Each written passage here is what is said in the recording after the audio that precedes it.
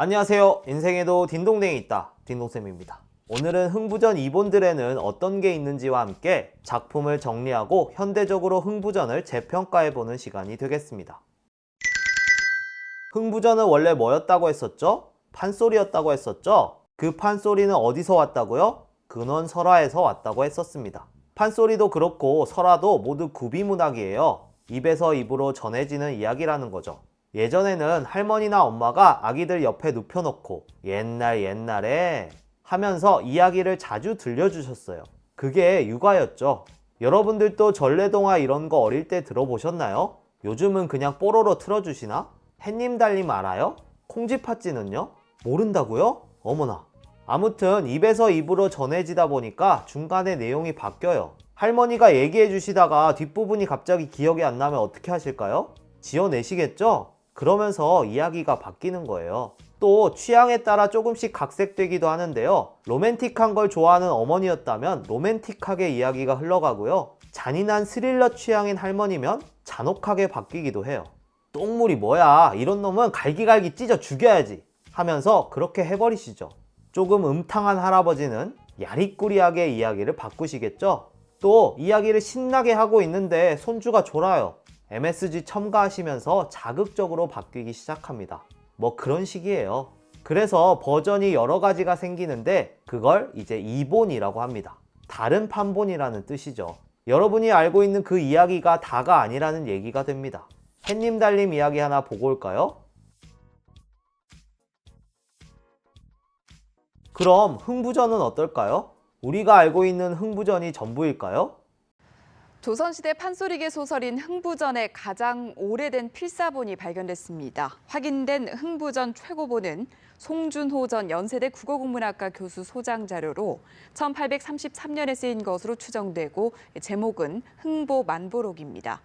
내용을 들여다보면 놀부는 악인으로 그려지지 않았고 배경 역시 경상도나 전라도가 아니라 오늘날의 평안도 평원군 순안면 일대입니다. 또 기존의 흥부전에서 흥부와 놀부가 연씨나 박씨인 것과 달리 흥부가 덕수 장씨의 시조가 된 것으로 그려졌습니다. 어때요? 놀부가 악인이 아니래요. 사실 그렇다고 흥보만보록이 원작이라고 단정 지을 수도 없어요. 또 더 이전의 판본이 발견되면 그때 가서 또 그게 원작이라고 해야 되는데요. 사실상 원작이라는 개념이 거의 의미가 없어요. 옛날에는 저작권 개념이 약했기 때문에 뭐가 원작이고 뭐가 재구성된 건지 지금처럼 따지지도 않았고요. 따져보자 한들 남아있는 기록들만 가지고 하기엔 한계가 있죠. 조선시대 사람들은 우리가 배운 흥부전 읽으면서 황당할 수도 있어요. 이게 원본이라고? 어이가 없네? 이럴 수도 있는 거예요. 모르는 거죠. 사실 역사가 그래요. 여러분은 역사가 정말 과거의 진실을 보여준다고 생각하세요? 아니에요. 놀랍게도. 역사도 재구성일 뿐이에요. 우리는 그 시대에 살지 않았기 때문에 진실은 몰라요. 남아있는 기록들을 가지고 재구성할 뿐이죠. 올해 2024년 딘동중학교 2학년 1반에서 수많은 일이 있었지만 그걸 아무도 기록하지 않았다면 100년 뒤에 사람이 알 수 있을까요? 몰라요. 여러분은 존재하지도 않게 되는 거예요. 그런데 우연히 2학년 2반에서 어떤 친구가 기록한 게 남아있네요? 그럼 100년 뒤 사람들은 그걸 보고 2024년 딘동중학교에서는 이런 일이 있었구나 이렇게 생각하는 거예요. 근데 그게 정말 진실일까요? 2학년 1반의 역사가 빠져있는데? 그리고 2학년 2반만 가지고 딘동중학교는 이런 학교였다고 판단하면 그게 정확한 판단일까요? 역사도 똑같아요. 조선시대의 역사를 우리가 알 수 있는 이유는 조선왕조실록 때문이에요. 다행이죠. 하지만 조선왕조실록을 다 읽고 난 이제 조선시대를 다 알아! 이렇게 얘기할 수 있을까요? 그건 기껏 해봤자 조선왕조의 역사, 지배층의 역사일 뿐이에요. 조선시대 때 살았던 대다수의 백성들의 이야기가 쏙 빠져있는데 그걸 과연 진실이라고 할 수 있을까요? 또 누가 썼느냐의 문제가 있어요. 딘동중학교의 일을 기록한 사람이 딘동쌤을 너무 좋아한다고 해봐요. 저 왜곡돼 있겠죠? 심지어 잘생겼다고까지 썼을 거 아니에요. 이거 역사 왜곡 아니에요? 근데 역사는 누가 쓰죠? 승자가 써요. 그리고 지배층이 씁니다. 그럼 패배한 쪽은 어떻게 기록될까요? 쓰레기로 기록돼요. 본인들은요? 정당한 권력으로 기록돼요. 해동 육룡이 나르샤 모르세요?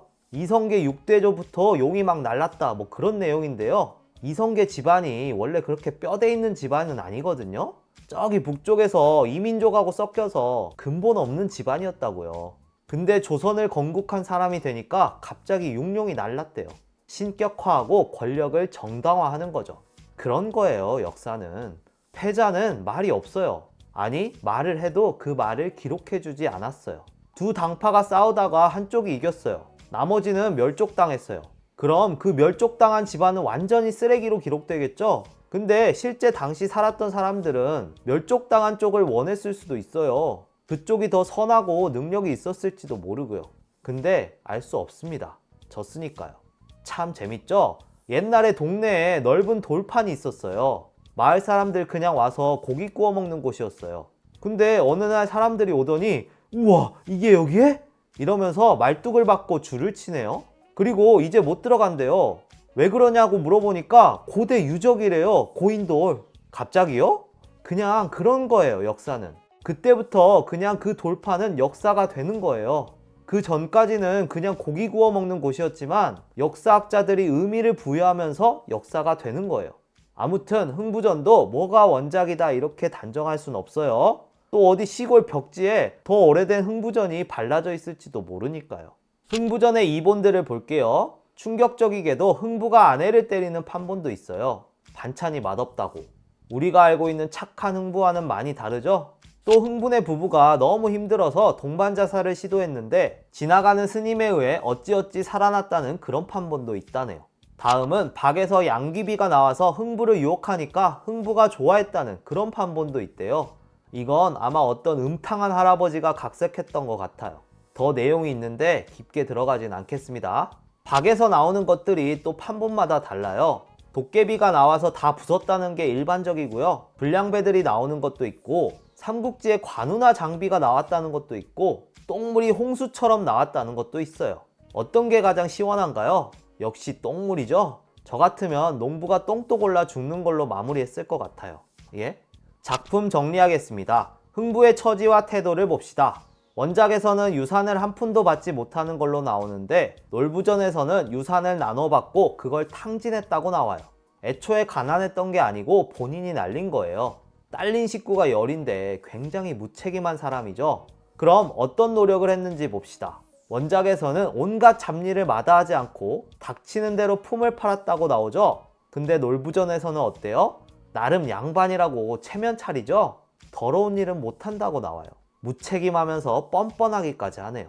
놀부의 논리와 흥부의 태도를 봅시다. 원작에서 놀부는 흥부에게 가난하고 부유한 것은 하늘의 뜻이고 분수에 맞게 살라고 말하죠. 가난하게 태어났으면 그냥 가난하게 살라고.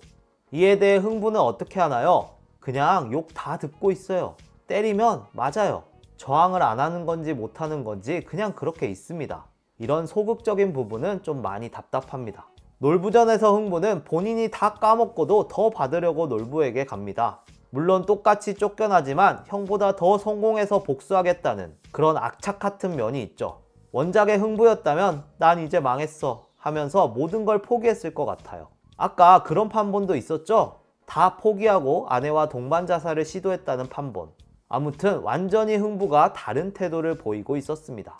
자, 이제 흥부와 놀부를 재평가해 봅시다. 기존의 흥부와 놀부는 전형적인 선과 악, 가난한 자와 부유한 자, 약자와 강자로 사람들 머릿속에 자리 잡았어요. 하지만 정말 그런지 따져볼까요? 일단 흥부부터 보죠. 흥부는 정말 착하고 선한 사람일까요? 가난한 사람은 모두 다 도덕적일까요? 밖에서 흥부가 사람들에게 친절하게 대했을지는 모르지만 아내와 자식들 입장에선 어떨까요? 좋은 남편, 좋은 아빠일까요? 가족들 다 굶기면서 밖에서 착하면 무슨 의미가 있죠? 지금의 관점에서 볼 때 흥부는 절대 긍정적으로 평가할 수 없어요. 무능력하잖아요. 무능력 자체가 현대사회에서는 부정적으로 평가되거든요. 무능력은 결국 다른 사람들에게 피해를 줄 수밖에 없어요. 민폐죠? 심성만 착하다고 할 수 없습니다. 특히 우리 사회는. 선한 얼굴로 주변 사람들에게 피해를 주는 건 결코 바람직하다고 볼 수 없으니까요.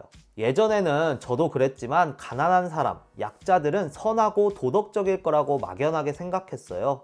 억압받는 사람들이니 약자들끼리 서로 베풀며 살 거라고 생각했죠. 그런데 현실은 그렇지가 않아요. 가난한 사람들, 약자들이 더 마음이 왜곡되어 있는 경우가 많아요. 도덕적으로 부패하고 타락한 사람들도 많고요. 아시잖아요. 실질적으로 가난한 지역에서 성범죄가 더 많이 일어난다는 거. 그래서 이건 편견이에요. 저도 이 편견을 바로잡기까지 꽤나 오래 걸렸고 충격을 많이 받았었는데 바로 잡을 건 바로 잡아야겠죠? 그리고 부자라고 해서 꼭 심성이 나쁜 건 아니에요. 부자면 왠지 뒤가 구릴 것 같고 이리저리 법을 피해 돈을 부당하게 벌었을 것 같은데 의외로 그렇지 않은 사람들도 많아요. 그럼 인성이라도 쓰레기여야 되잖아요. 근데 그렇지도 않아요. 오히려 더 너그럽고 관대해요. 처음에는 좀 많이 혼란스러웠지만 다 제 편견이었단 걸 깨달았어요. 그러니 부자라고 이 사람은 어떨 것이다 하고 미리 선입견을 가져서는 안 돼요. 가난한 사람, 약자에 대해서도 있는 그대로 충분히 봐야지만 그 사람을 제대로 알 수 있습니다. 그럼 놀부는 어떻게 재평가해 볼 수 있을까요? 놀부는 물론 자수성가한 사람은 아니지만 그 부를 잘 지키고 불리고 있다면 충분히 긍정적으로 평가할 수 있습니다. 물론 자본주의적 관점에서요. 자본주의적 관점이 과연 옳은 것인지에 대한 문제가 또 있긴 하지만 일단은 그렇게 볼 수 있습니다. 요즘은 부자들을 선망하고 굉장한 능력자라고 평가해요. 제가 만약에 배달의 민족 창업자라고 해보면 어떤 생각이 들어요? 멋있죠? 놀부도 그런 사람으로 재평가할 수 있는 거예요. 됐나요? 하지만 어떤 평가를 받아들일지는 본인의 몫이겠죠? 여러분은 흥부와 놀부를 어떻게 생각하세요?